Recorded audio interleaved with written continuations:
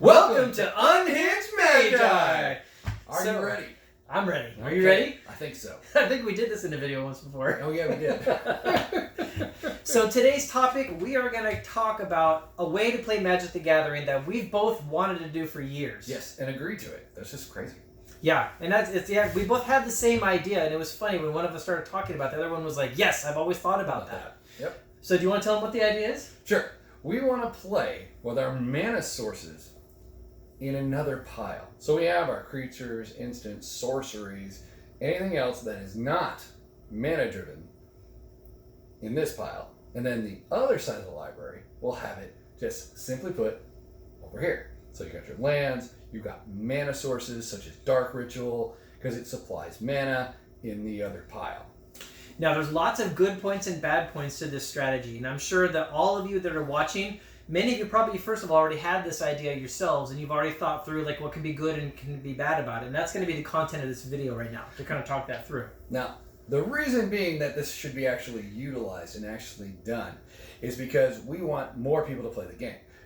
I play Hearthstone. I know it's a curse word in Magic the Gathering forums sometimes. Yeah, I didn't hear that. But it's fun, let me just tell you. And what they do is they have a structure for crystals. So you're going to get a crystal, no matter what happens, no matter what cards you draw, you're going to get an extra crystal, right? And that's how they basically get their mana. But unfortunately, with Magic the Gathering, we don't do that. We like to call it mana screw. Yes. Either you get flooded or you don't get anything. It's terrible.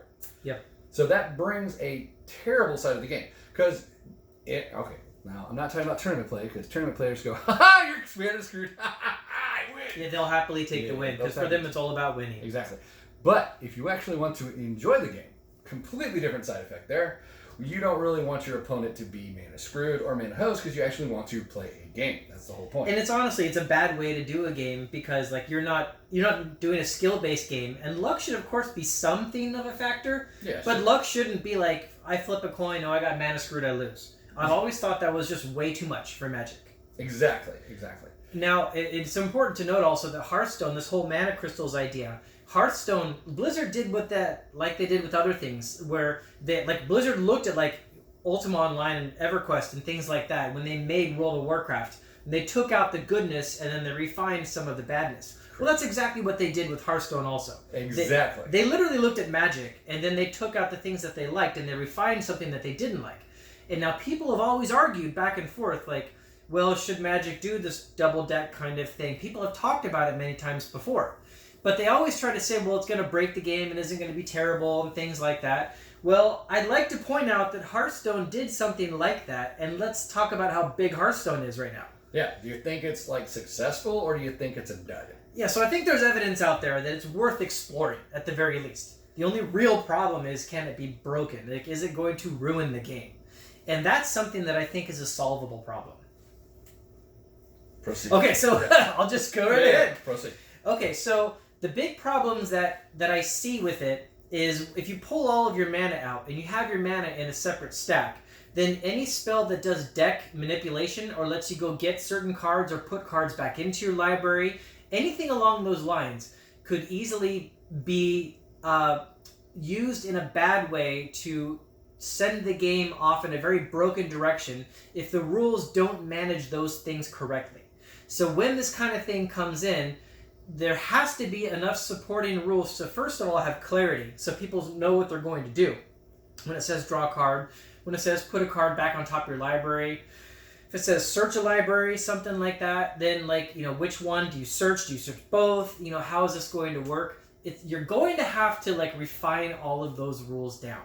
So some of the rules that we've actually begun to refine for helping to create this new construct is like when it has to dig through multiple sources, and you can either be going for a creature, a sorcery, or even a land in that case.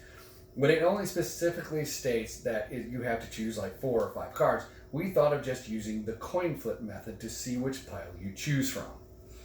Yep. We were seeing that as an alternative solution. So if you say, okay, every time I hit heads, I go to this pile, and every time I go to tails, I go to this pile. So now there's a luck factor involved. There's a 50-50 chance you're going to get to go to the pile that you want to get from. Now, something like that would be very fantastic, like when one of those stacks gets very small, because the smaller the stack gets, the more deterministic it's going to be come on what card you're going to get, which makes it way too easy to combo out if you have the right cards in either stack.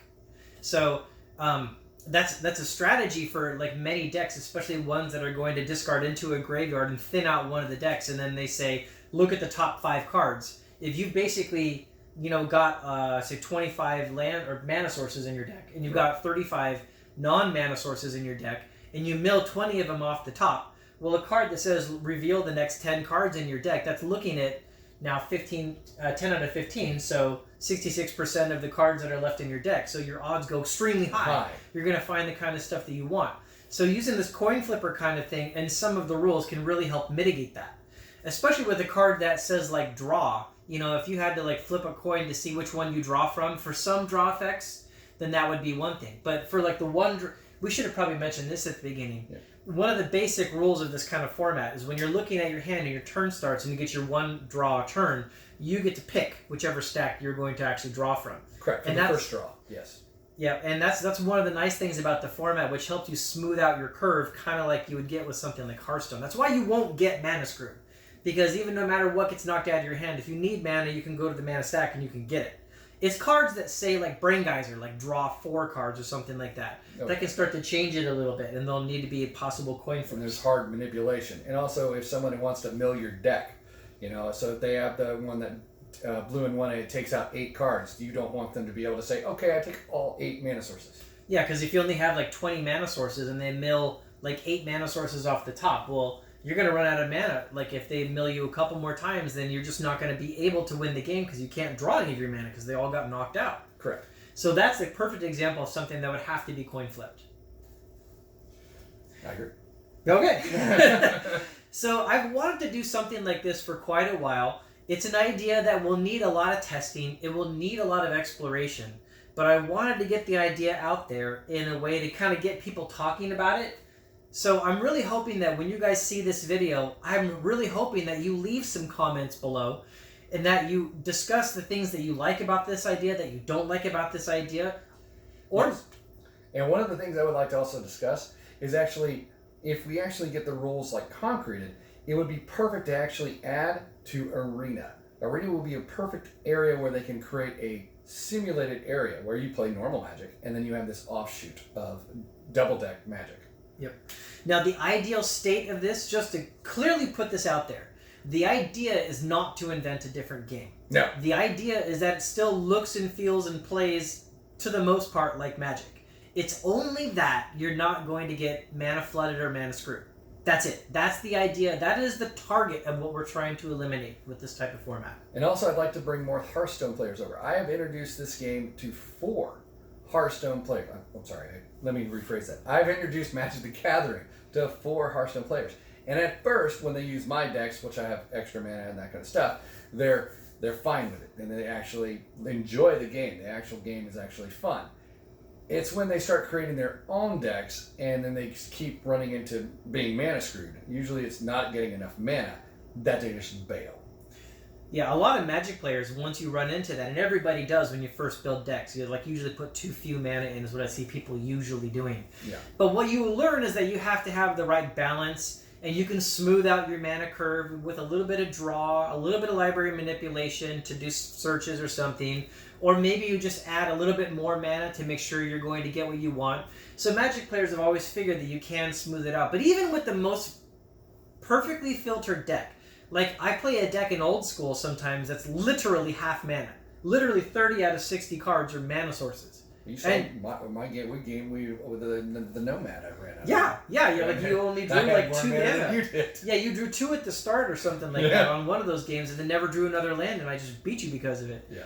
Because, so it happens, right? So even on the most smoothed out game, they're still determined. In fact, I had a time at Grand Prix Vegas last year, I missed making top 8. Because a guy played a black deck, and he double him to Turak me on turn 1, on his turn 1, and I didn't have a turn yet. He yanked all my mana out of my hand, and I just lost game 3 because I could not play anything. Yeah. So he didn't have much of a hand left after that either, but he at least had some mana on the table, and he was able to recover quick. So it just happens, right? And honestly, I really truly believe that shouldn't happen in a game that takes complexity to get the cards. Complexity to build the deck, complexity to play the deck, And there's so much built into it. But then it's like, oh, flip a coin, look, you got mana screw, you lose. And think about getting new players. If you really want to get new players into the game to actually enjoy the game, you need to remove that element. And if we remove that element, you will have more people that will actually want to play the actual game of Magic the Gathering. And that's my strongest point for actually building this kind of thing. Yep. And remember, guys, there's formats right now that Wizards of the Coast does that were actually started by players. Like, Commander literally came from people doing a format called EDH, which I did for years, by the way. That's a whole separate topic. But the point is, players can create a format, and if it gets enough interest, WotC will pay attention to it and then consider doing it. If they can make money, they're in. So what I'll commit to doing is I want to see your guys' comments below. I'll read through those comments. We'll draft up a list of things that we think would be a decent set of rules. Then maybe even play the game back and forth a little bit. Yeah, exactly. Yeah, play a game and then present to you where we think it's at, and then try to get some discussion going based on this topic. So what I really want you to do is put your rules down that you think that we need to make this actually work and not be screwed up. So I really want you guys to put those kind of comments in there. Be the judge. Tell us which cards that'll be really affected and really maybe they need to be removed from this particular format. Yeah, there could be banned cards from this format based on this rule. Because flipping a coin a million times is also going to drive people crazy. Oh yeah, I think I would drive me nuts. There has to be a quicker solution to that. Yeah. And if you can think of a quicker solution to that, we'll take it. Yeah, there's phone apps where you can just hit a button and it'll say random 0 or 1. Oh yeah, that's a perfect idea. We can just use the phone app. That makes sense. Yeah. I think I have a D&D phone app that'll do that for us. Mm-hmm. But anyways, so put down your rules to help us out, and then we will play that game. Okay, double deck. Yes, double deck. Put it in the comment section now. Why aren't you typing yet? Because they're busy subscribing to the channel. Does it take that long to hit the thing? And don't forget to hit the bell. Yeah, don't forget to hit the bell, guys. Yes, the ding-a-ling. Yeah, because you need to get a couple ding-a-lings here. I have another video coming out. If you want some crazy bad guys. Okay, thanks everybody for joining. Thank you guys. Okay, bye. Bye.